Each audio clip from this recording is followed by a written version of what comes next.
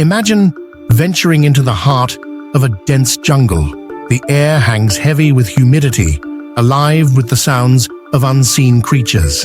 Sunlight filters through the canopy, dappling the forest floor in a mosaic of light and shadow.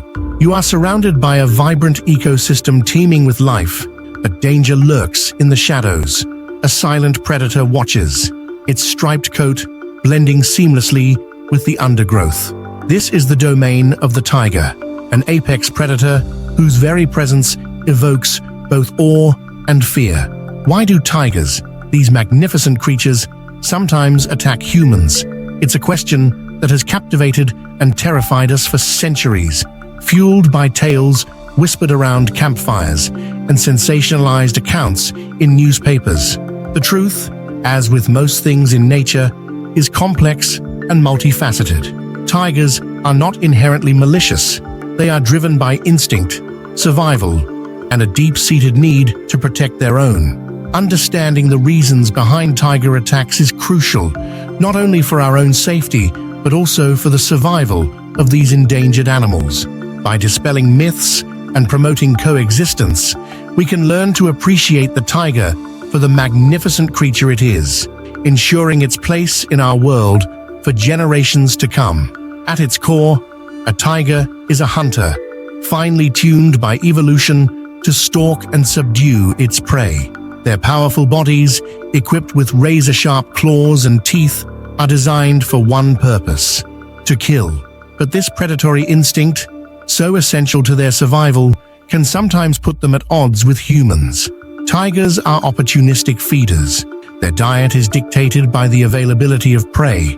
When natural prey becomes scarce due to habitat loss or other factors, tigers may be forced to seek sustenance elsewhere. This can lead them closer to human settlements, where livestock and even humans themselves become potential targets. It's important to remember that tigers don't distinguish between humans and other prey animals.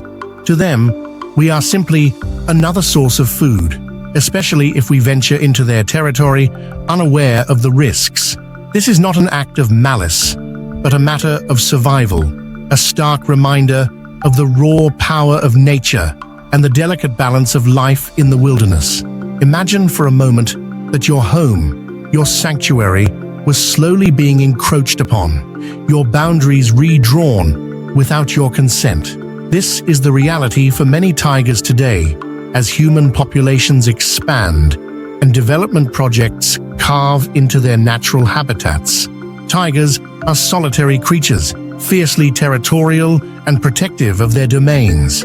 They mark their territories with scent markings and vocalizations, sending a clear message to rivals: "This is my land."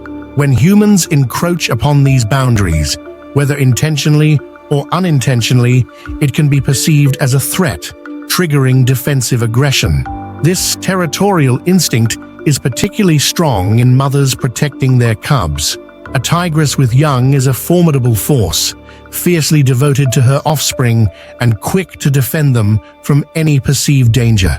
Even an accidental encounter with a tigress and her cubs can have deadly consequences, a stark reminder that we must tread carefully in their domain. The annals of history are rife with chilling tales of man-eating tigers, their legends passed down through generations, a mix of fact and folklore. One such tale, etched in the collective memory of India and Nepal, is that of the Champawat tiger. This notorious tigress, believed to have been driven from her territory and injured by a hunter, turned her predatory gaze toward humans. Her reign of terror spanned years and claimed the lives of over 400 people, casting a long shadow of fear over the region.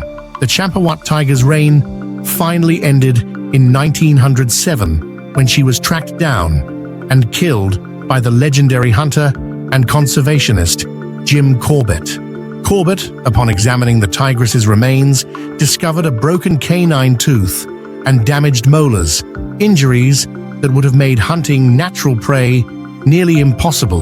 The Champawat tiger's story, while tragic, highlights how desperation and injury can drive even the most majestic of creatures to desperate measures. Deep within the Ganges Delta, where the rivers meet the sea, lies a vast and unforgiving wilderness known as the Sundarbans. This sprawling mangrove forest, shared by India and Bangladesh, is a UNESCO World Heritage Site and home to a diverse array of flora and fauna, including the Royal Bengal tiger. The Sundarbans, with their labyrinthine waterways and dense vegetation, are a challenging environment for both humans and tigers. Yet it is here, in this fragile ecosystem, where the two species often clash. The Sundarbans have earned a grim reputation for tiger attacks, with dozens of people killed each year. Several factors contribute to the high incidence of tiger attacks in the Sundarbans. The tigers here are often forced to swim between islands in search of prey, bringing them into closer contact with humans who rely on the waterways for transportation and fishing. The dense mangrove forests also provide ample cover for tigers, making surprise encounters more likely. While most tiger attacks are driven by hunger or territoriality, there are cases where these animals seem to develop a taste for human flesh, earning them the chilling moniker of man-eaters. Tigers rarely attack humans unprovoked. The majority of attacks result from specific psychological or physical changes.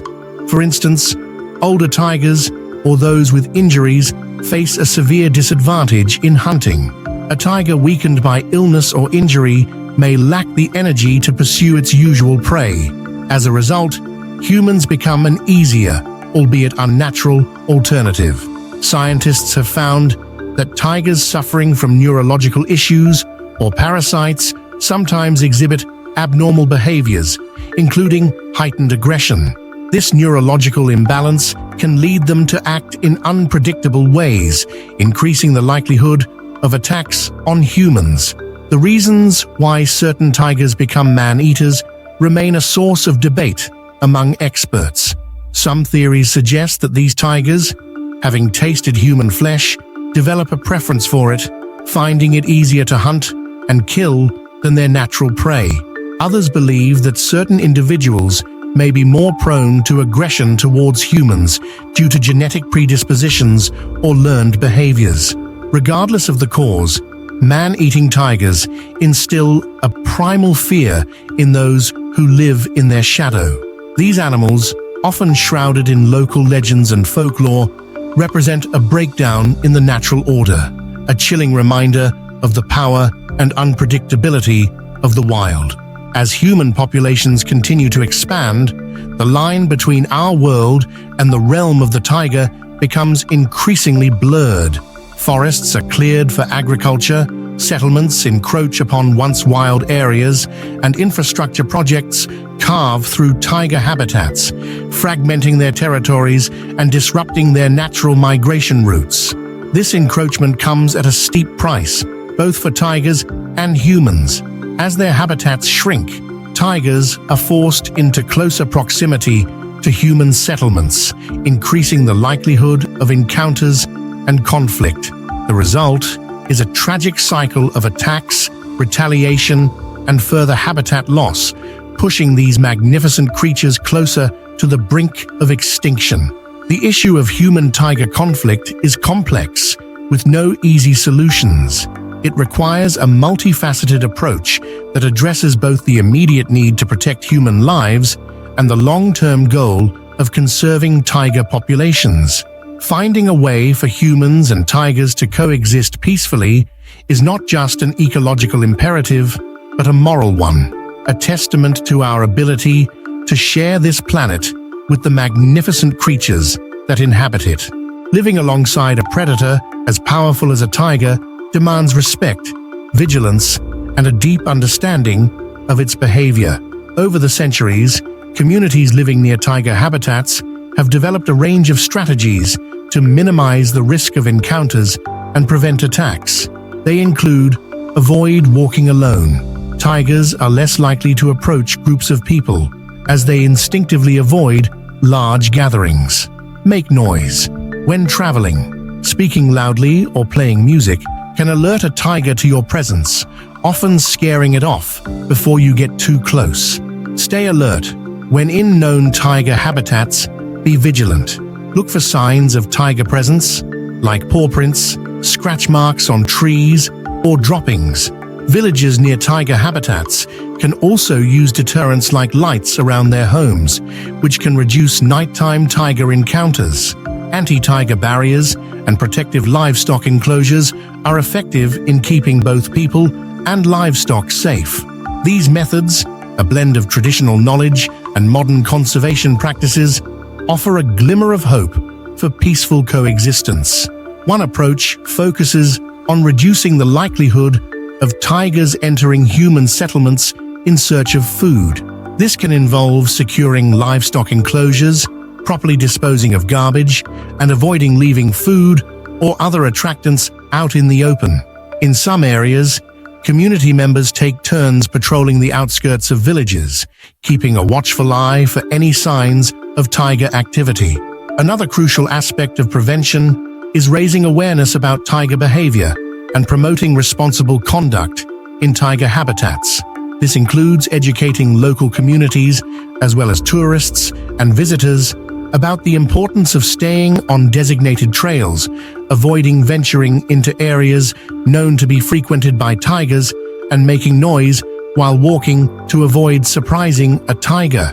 While the image of a tiger lurking in the shadows of a jungle may be the most evocative, it's important to remember that these animals are also kept in captivity, in zoos, sanctuaries, and even private collections.